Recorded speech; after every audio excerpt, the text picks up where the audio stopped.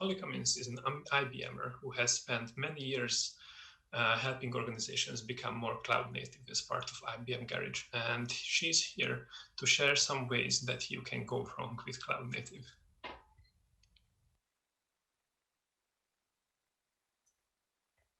Thanks so much. The first thing that can go wrong is, can I go off mute? But I think I managed it. So, cloud native. It's there's a lot that can go wrong, but before we talk about what can go wrong, how to do it right, let's talk a little bit about what even is cloud native.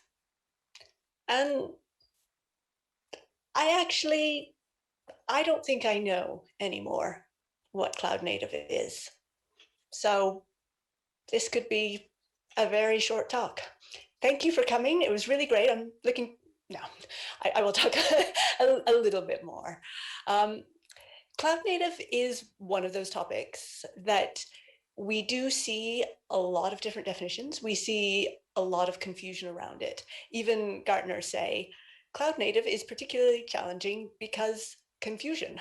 There are very different meanings for the cloud native term in use already. So the problem with cloud native is that if you ask a whole bunch of people what cloud native is, most of them will have a pretty good idea what cloud native is. So the first person you ask might say, oh, cloud native. That means born on the cloud, like what Paul Fremantle said in 2012. Someone else might say, oh, no. Cloud native means microservices. Someone else might go even further and say, it's microservices on Kubernetes. Everybody knows that's what cloud native is. Well, or maybe a lot of the ideas that we talk about with cloud native of that closer collaboration within the parts of an organization of getting to production quickly, repeatedly, reliably, if you sort of take the word cloud native away, a lot of those actually sound like DevOps. So is cloud native just the same as DevOps? Well, some people I think so.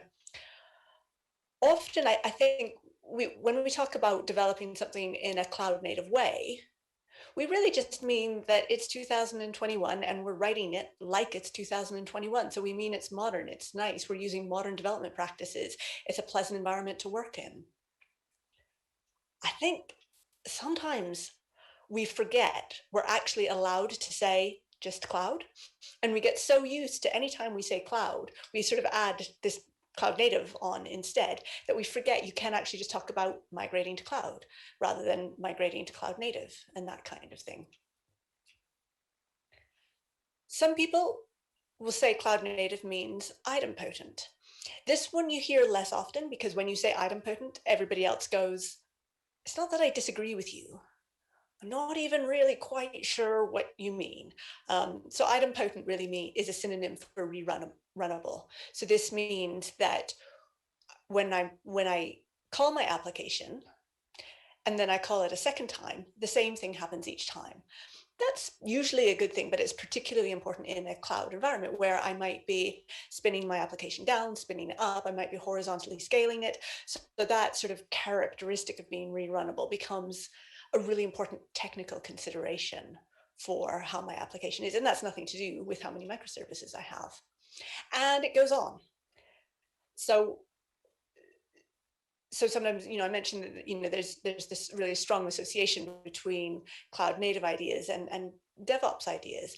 But some people say, oh no, actually, cloud native, it doesn't really even mean anything at all. It's just a marketing buzzword.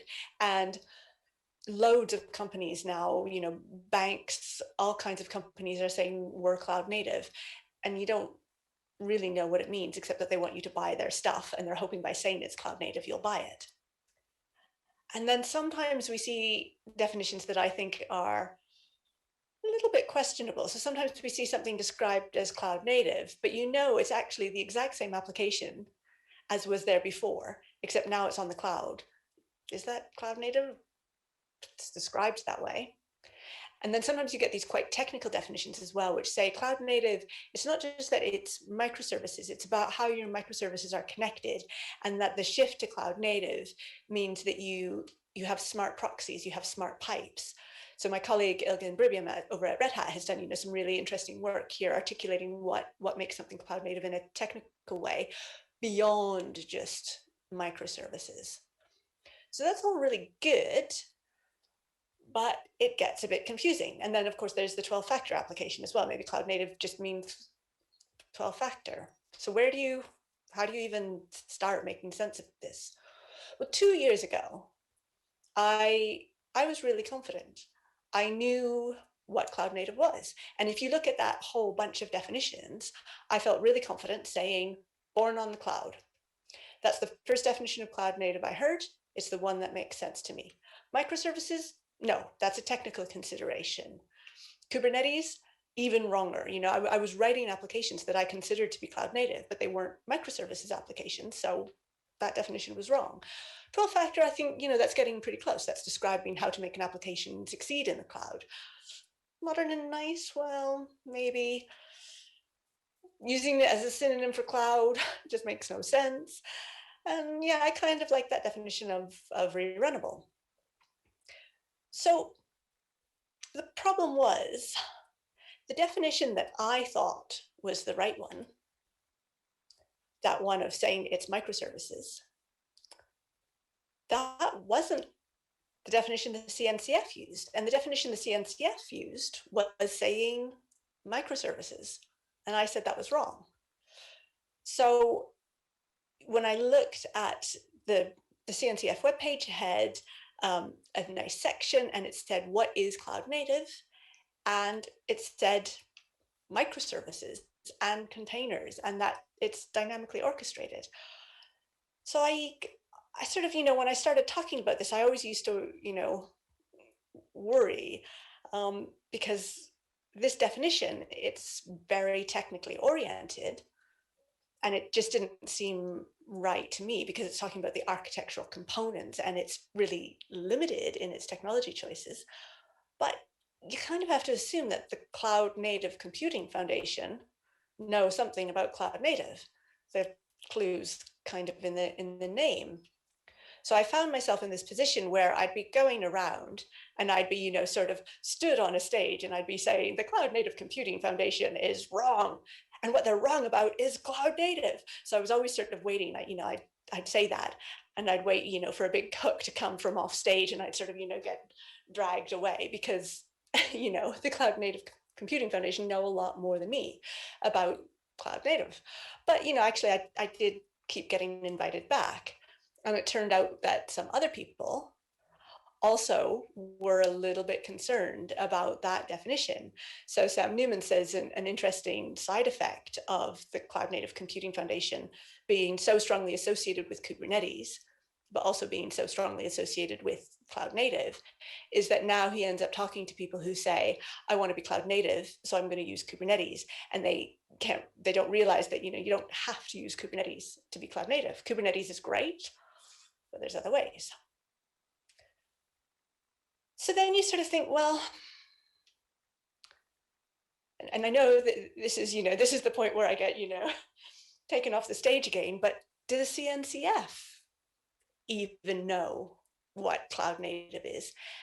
And actually, I think if that sounds kind of horrible, but if you reframe it to say, do the CNCF even agree what cloud native is? I think that's a fair question. And I think the answer is actually no. And I think that's kind of okay because we're all growing, we're all learning, we're having conversations. So if you looked at the CNCF webpage in 2019, it had this definition.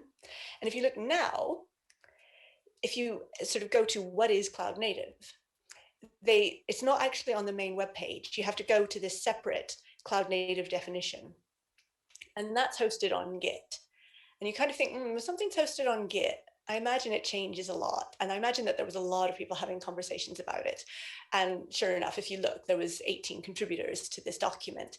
And if you look at the history, there was a lot of changes, and you could just sort of keep scrolling down and down and down the history. And some of those changes are things like translations, but a lot of them are changing the wording to just try and make sure that it reflects the latest understanding of what cloud native is. And then if you go right to the bottom, you can see that that definition that made it into Git actually was based on something that was in a Google document, and there was 11 drafts of the Google document. So the definition is changing. That's a good thing. That means that we're changing as an industry. So in 2019, the thing that made me really uncomfortable with this definition was it had so much emphasis on, that you have to use this stack and it's going to have microservices and it's going to have containers. In 2020, I think they've softened the definition a lot. So it still talks about microservices, but it also talks about other things like immutable infrastructure, which gets a little bit back more to that idea of idempotency. And what they say is, they don't say it has to be microservices. They say they use the word exemplify, which means microservices are a good example of this approach, but it's not the only one. And I think that's really important, because one thing that we sort of, we can argue about the definition of cloud native, but we maybe want to take a step back and say, well, does that definition of cloud native even matter? You could spend ages arguing about the definition, but what really matters is the why. Why are we doing this? What problem are we trying to solve? And the CNCF have always had, I think, a really good opinion about that. So if you looked at the old definition, they said, we do this to build great products faster, which I think, that's something, yay. And if you look now, the definition's a bit more precise. So they say, we want to make high impact changes frequently and predictably with minimal toil, which I think is a great definition. And I think that really captures some of those ideas about DevOps, but also some of those ideas about if we have the right operational practices, and if we write software in the right way, then we can make life easier for ourselves and make life better for our users. So that's the dream. But of course, things do go wrong. And when we try and do that in the field, we don't always get it right. So one of the first problems that I see is the muddy goal. So I talked a lot already about how we've got these different definitions of cloud native, and that doesn't matter until we try and communicate with one another, and then it matters a lot. So if we say we're going to do a cloud native transformation, and one person doing that is imagining that it's going to be microservices, and the other person is just thinking maybe about some of the economic benefits of the cloud, then at the end of the project, there's going to be a really uncomfortable conversation, because we weren't all agreed on what we were trying to do. So of course we're going to fail. Similarly, maybe one stakeholder's starting point is that cloud native means microservices. So then if we go off and we make the architectural choice that microservices aren't right, they're going to be disappointed because we had different understandings about our goal. And I think that microservices part of it is one of the biggest areas, or the biggest opportunities for misunderstanding, and maybe one of the biggest points of failure. Because as an industry, we are all incredibly excited about microservices. The businesses that we work for are incredibly excited about microservices. And we are really sort of moving as an industry and working really hard to change our legacy systems to all be microservices. But microservices, they're not a goal in themselves. No customer is going to look at your website and say, microservices. It's really nice that that website is backed by microservices, right? They don't care. They just care if it solves their problem, and if it solves their problem in a nice way. So microservices may be a means to do that. And actually, it's not that they're the means. Microservices are a means to do that, but they're not the only one. And I think one of the things that happens is all of us, for really good reasons. The reason we come to conferences like this one, the reasons that we read the tech press, the reasons that we look at our most clever, most admired colleagues is we all want to get better at what we do. We all want to learn from other people. And we can see that people are doing microservices with great success. Organizations like Netflix, and we say, I want to do engineering as well as Netflix. And then you look and you say, Netflix have thousands upon thousands of microservices, and they've got just containers everywhere.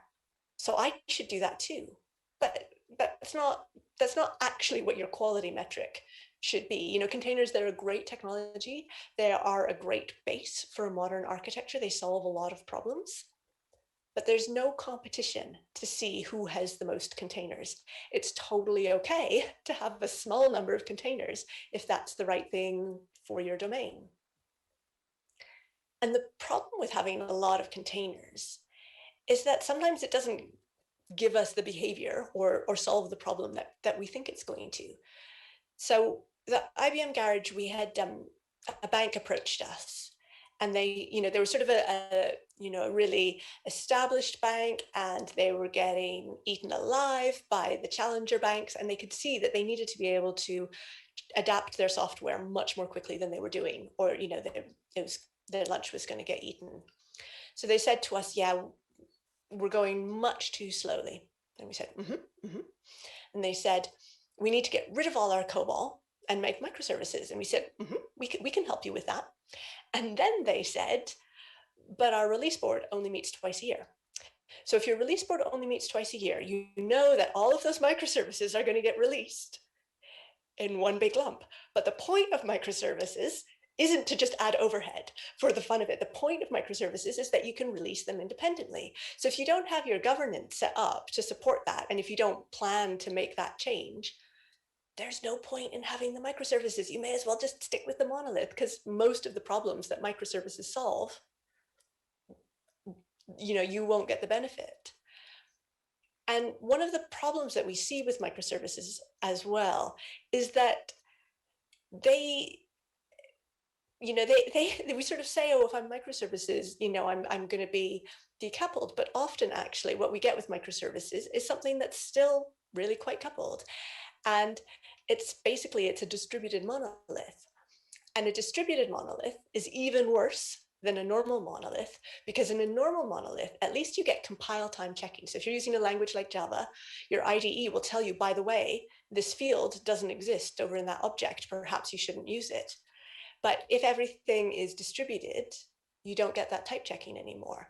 And similarly, in a distributed system, things that we take for granted in a single process, like if I call a function, it will actually execute and I'll get an answer. That's no longer the case. That's often worth it because it gives us scalability benefits, but only if we're not a distributed monolith. And so what we often see with microservices is that it's cloud native spaghetti. And I was called into a client because they had a troubled project. And the problem that they had was every time they changed one microservice, all of the others broke, which is, if you're paying attention, that's not the promise of microservices. It's supposed to be the other way around. But I think we sometimes assume that if I'm distributed, I'm decoupled. But they're not synonyms. You can be distributed and quite tightly coupled. And when I looked into the code in this case, what I saw was that the code, there was this big blocks of code were cut and paste into every microservice, and it was an object model. And I said, why didn't we use a common library for this? And the answer was that we wanted to avoid coupling. So we didn't want to be coupled to that common library. But of course, everything was still just as coupled.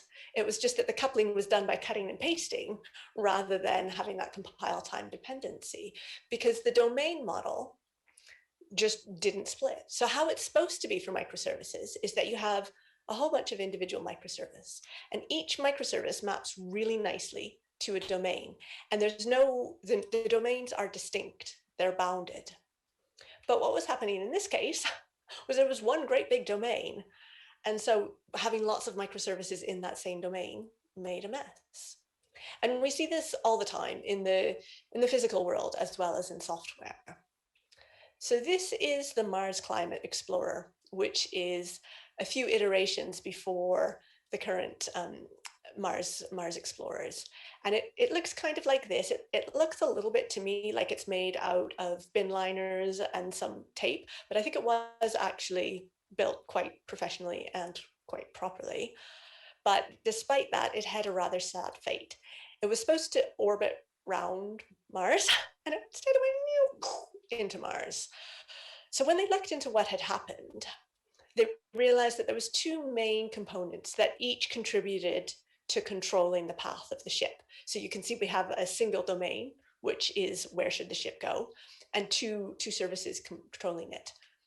One used metrics units, one used imperial units. Neither team realized that there was a disagreement, and so the ship crashed. So I think we can definitely say you could not have had a more distributed system.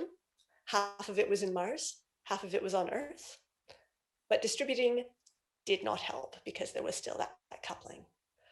So there is a thing that we can do for this. If you have microservices, you've just got to have consumer-driven contract tests. They are the things that allow you to express your understanding about what the other components in the system do and have that automated validation, because really that automation is so important. You've got to have that automated validation that's lighter weight than integration testing, because those are expensive. So you want a small number of those, and then you want a larger number of contract tests. But another problem we see all the time is that automation is expensive.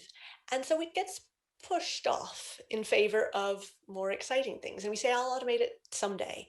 But really, we should be starting with the automation. So when someone tells me our tests aren't automated, what I really hear is, we don't know if our code works. And that's a really scary place to be, because it means we have no idea if we can release it. And we're going to have to do a long validation stage before any release. And that's not where you want to be.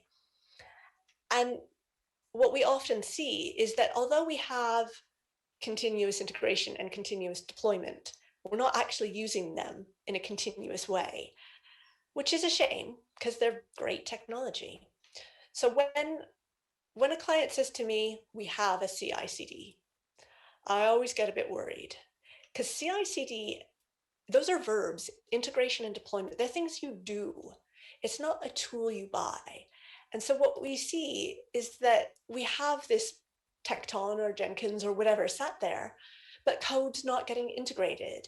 And so when I hear somebody say something like, I'll merge my branch into our CI next week, or yes, talking about CI/CD, we release every 6 months, CI/CD, it makes me so sad, because the C in CI and the C in CD is continuous. But I think we sometimes forget what continuous means, and we think continuous means every now and then when the release board approves it. Because releasing, it's something that we should be doing a lot. And when we have software that gets written but doesn't get released, that's value which is just left on the shelf, which is wastefulness. So I always want to be sort of pushing to ask that question of why. What bad thing will happen if we release? What's stopping more frequent deploys? And often, actually, the answer has to do, at least partly, with our microservices, which is we can't release an individual microservice because we have to deploy them all at the same time.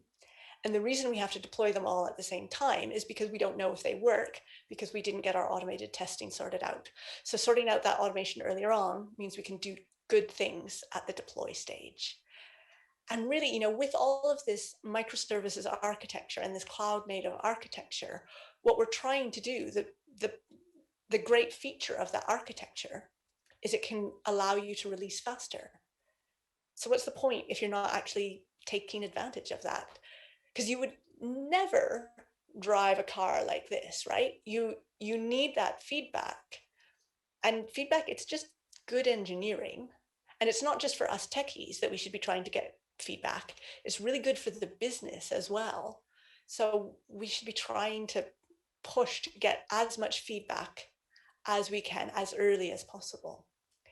And of course, that doesn't mean that all of our half-written stuff should get released out into the wild.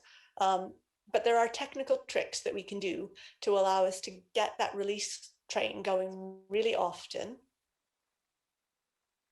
while still not exposing our users to horrible things. So we can use deferred wiring. We can deploy, but not actually wire it in. We can use things like feature flags. We can use A/B testing, canary deploys. There's all sorts of things. But often these still, I think, cause some discomfort because we need to learn how to use them. We need to get the business comfortable with this new way of working. And I think businesses in general are, if we try and do things the way we did before the cloud, it's not going to work. And so some of the mechanisms that we put in place before the cloud around things like governance, like with the releasing, they just don't make sense in the cloud, and they actually have the opposite effect to what we're trying to do. So I heard a story.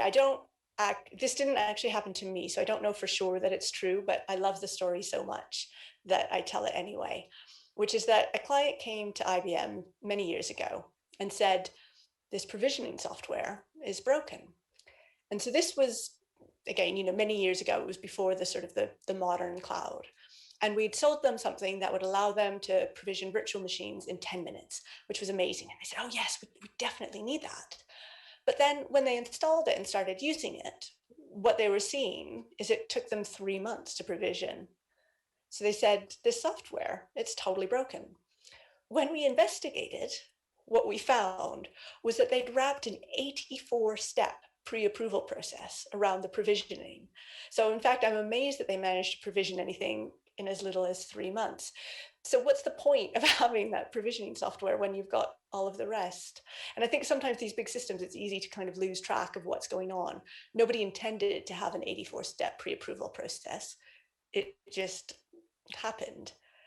And so then the effect is that we buy this beautiful cloud, and it's got so many great things, and then we put it in a cage, and it's just not going to work. That old style governance doesn't make sense in the cloud, and it doesn't solve the problems we're trying to solve. And I think we are seeing now newer styles of governance, which I think is a good thing, and hopefully they'll become more widespread. So things like FinOps are making sure that the costs of your cloud flow in real time to the right user, which is good for economy as well. And we're seeing things like AI ops. So trying to just understand what's going on. Does this cloud need to be on? Why is my utilization so low? So I've talked a whole bunch about ways to get things wrong. I don't want to leave on kind of a miserable note. So I want to just cover as well a few things that are, in my experience, good practices that will help get success. So when you think, the title of this talk is Cloud Native is about culture, not containers. I think another way of framing that, if culture maybe feels a bit too fluffy to talk about, is that as well as considering cloud native architecture, you also need to be considering cloud native operations. And it's those two together that are going to give the right behaviors, that are going to give the success. And it's in order to as well get that sort of business behavior that you want, it's really important to align business and IT. It can't be something that comes just from IT, or it can't be something that comes just from the business as well. We've got to be pulling in the right direction and all sort of agreed on what our goals are. And then we can work backwards to figure out the architecture that's going to get us there. I mentioned DevOps at the beginning. DevOps is still really important. DevOps has so much good stuff in it. So if we use those true DevOps principles rather than just buying a CI/CD, I think we're going to be in a pretty good path to success. And ultimately, what we're trying to do with all of it, with the DevOps, with the automated testing, with the operations, is optimized for feedback. So the time between when a developer makes a change and when they see a real user using their change, and when they get a test result saying their change is good, all of that, every single step should be as quick as possible. And that feels really good for the engineering team. And it's actually going to give better business results as well. And those business results are ultimately, the sort of the most important thing. We need to try and figure out what we're trying to do and why, not just start with the technology and then apply it until hopefully we get where we're trying to go. And I have a bias here because I'm a consultant, but I would say as well, I think it can be really helpful to share knowledge within our industry and to collaborate with experts. So sometimes getting in a team, co-creating with them, and basically doing the brain extraction on them so you can see their practices, take the ones you like, understand why they're doing even the ones that you don't like, and then ripple that out within your organization, I think can be a very good way of learning from what other people are doing rather than just trying to reinvent it all. And with that, now we have reached the time for questions. Thank you very much. That was amazing. Thank you very much, Holly. That was great stuff. I think some much needed tough love. We do have roughly 15 minutes scheduled for questions. There is some latency between when you talk and when that actually gets to the stream. So let's give a little time for those to roll in, for everyone to kind of digest what we heard. In the meanwhile, like some of the core of what you talked about is just understand your specific situation, your actual needs, and go from there, right? But like, okay, so now you told me all these ways to fail. I'm scared. Where do I go for help, right? Yeah, I mean, and that's a really good question. I talked a little bit about it at the end because I talked about, maybe because I'm a consultant, bringing in consultants can help. But I think it has to be done in a really careful way. I think certainly what you don't want is to, and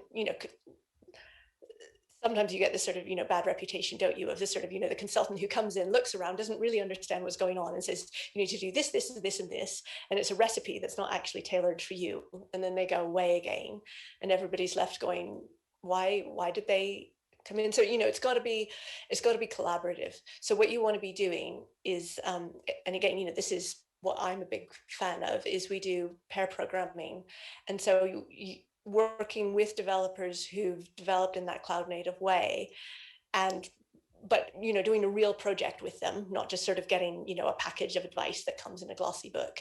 And then that means two things. One is you can see how they do things, but the other thing is they can adapt it to your context, and that context isn't going to be obvious on day one. So sometimes it's only 2 weeks in, I'm sort of saying, why are we doing things in this stupid way? Why are we doing things in this stupid way? We should do it like this. And then I realize, oh, that's why we're doing things, and it's still stupid, but I can see that actually changing it is going to be harder than I thought. And here's maybe sort of an escalator to start doing it in a way that's maybe better, or actually here's something that we can do instead to kind of bypass that problem. Yeah, makes sense. Yeah, it's definitely a tough challenge. We have a question from Gabor asking, would you consider a monolith deployed to a platform as a service solution like, say, Azure App Service that works perfectly and deployed continuously cloud native? Yeah, I totally would say if you've got those characteristics of being deployed continuously, and if you're running on the cloud, I think you're cloud native. And I feel really strongly about that because I wrote many applications like that. But I think it's true, because it goes back to the why.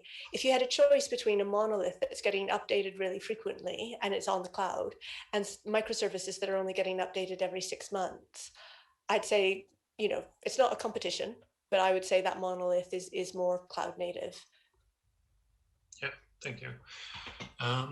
And then Marco is asking, apart from wanting to ride the latest trends, what drives companies to use microservices? For example, would instead a cloud native monolithic solution be suggested. It's like you're kind of going into a similar pattern here, I feel like. Yeah, I think, I think when we sort of talk about this, I think it's really easy, to sort of say, oh, everybody's just so driven by trends. And that's true. And I think, we definitely all apply trends in ways that aren't necessarily appropriate. I try and be kinder, and I try and say, we're all trying to do, to learn from experts and to try and do the right thing.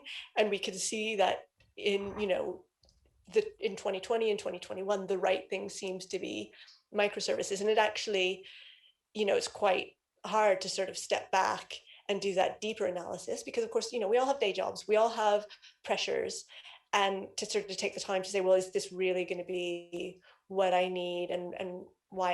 And these things sort of go in cycles as well. So we can see that, we're sort of on the Gartner curve, we're sort of just about to slide down into the trough of disillusionment on microservices.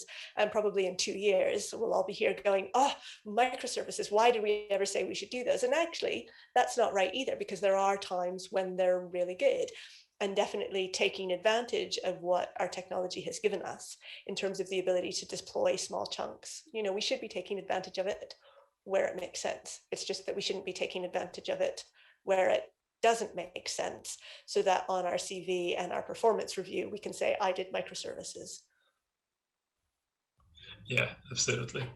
Yeah, thank you very much for those insights as well. And then, yes, Jolt is asking, why do you think that microservices are better than other buzzwords from, say, 10 years ago, like SOA? Oh, yeah, that's a good question. I mean, I think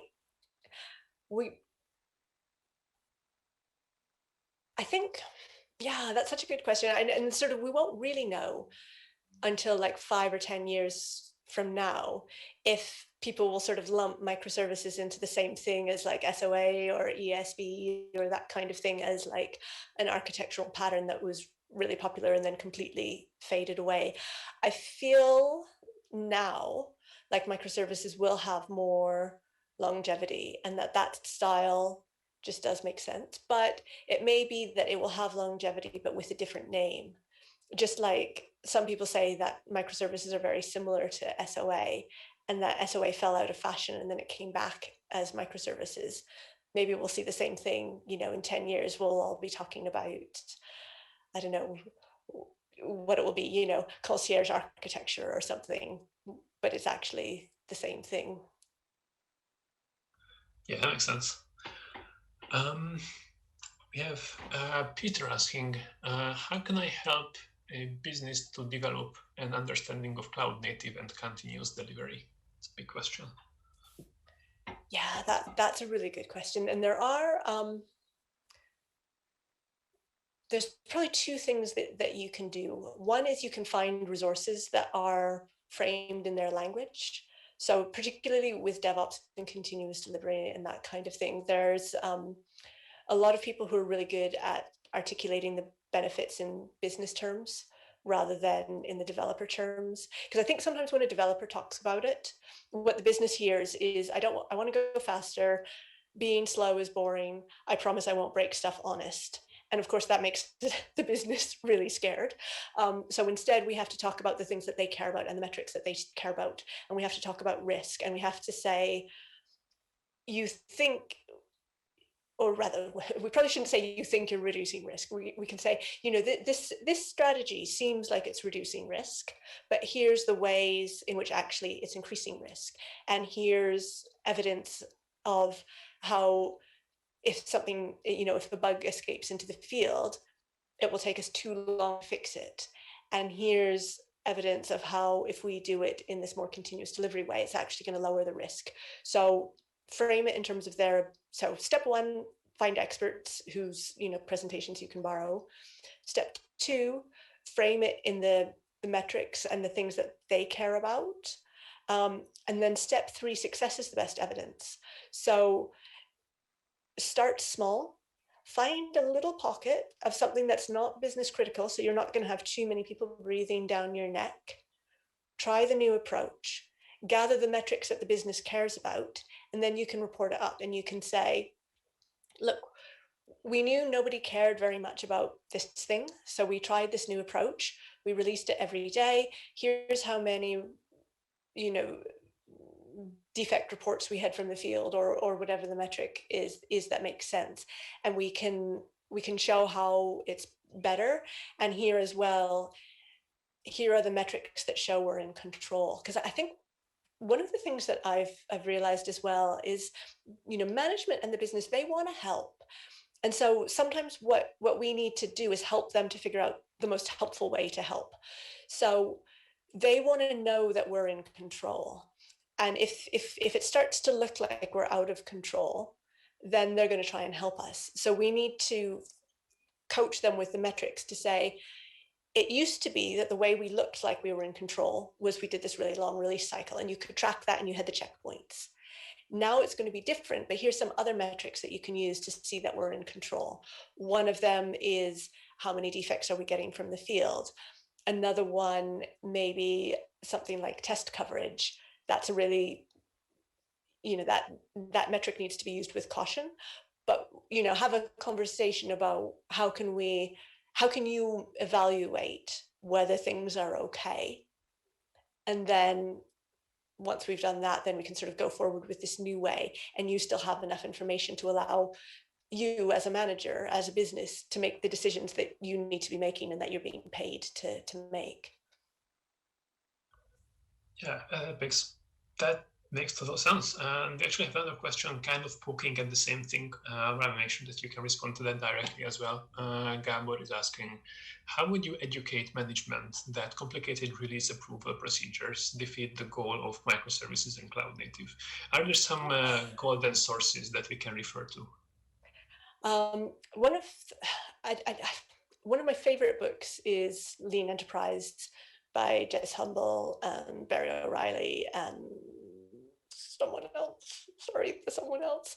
And I think he does such a good job of really framing it in that business terms, and saying, he's not talking about microservices in particular, but this sort of governance theater. And one of the things he says, this isn't actually answering the question, but I really like it, is he's talking about these release boards, and he's saying part of the point of the release board, or part of the benefit of the release board to the people on it, is if one person makes a decision to go live, that's really scary.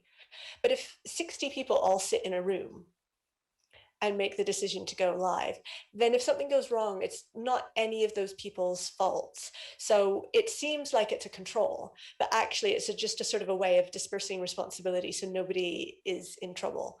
So then, to sort of fix that kind of culture, then you need to be bringing in some of the psychological safety and that kind of thing, so that people aren't scared of losing their job if a release goes wrong. But none of that helps with the educating management. So for that, again, I think it's about finding sources that are written by managers for managers, because they'll be able to speak management to each other in a really effective way, and it will be credible if it's coming from that source. And again, the evidence, the case studies, the things that we can say, here's how it worked in another organization, here's the success metrics that showed changing the process actually gave better results, and I'm not just advising you to change this process because I'm lazy and want to do whatever I want. Yeah. Thank you. That was very insightful. Thank you as well for all the answers to the question.